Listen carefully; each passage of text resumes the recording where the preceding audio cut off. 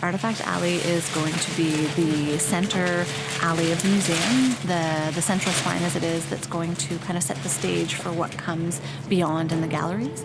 It's a beautiful, interesting, aesthetic space. It's fun, it's playful. It showcases the collection to the best of our abilities, and we hope it draws visitors into what there is beyond in the museum. So yeah, presses came in different sizes.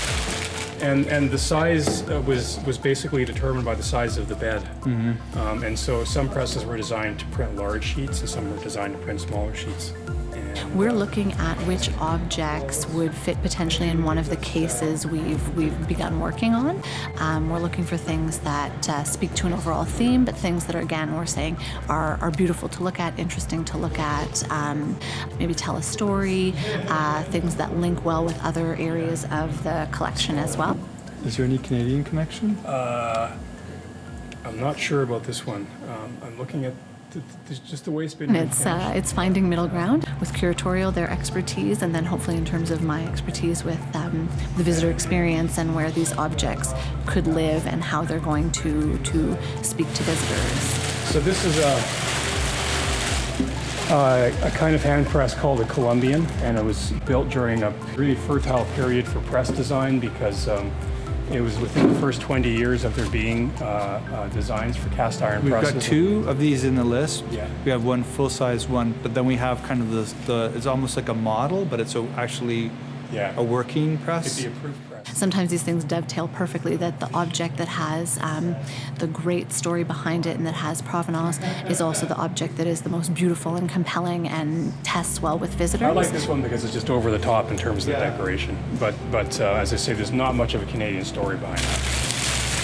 So this was the keyboard unit, and then there was a casting unit. Carolyn, do you think this is more interesting?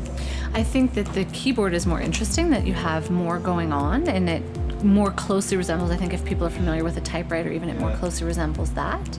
Again, they both have their merits, it's hard to say. One of the most interesting things about teaching about stuff like typewriters that's kind of interesting is the QWERTY keyboard and why the QWERTY keyboard was designed and why it's persisted to this day.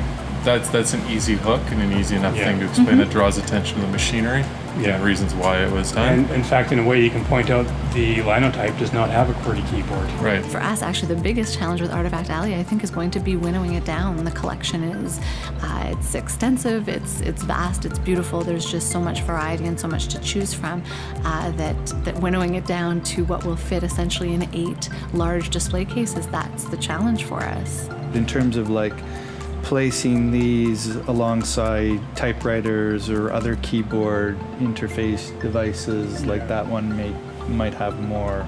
The casting unit is not much to look at. Okay. So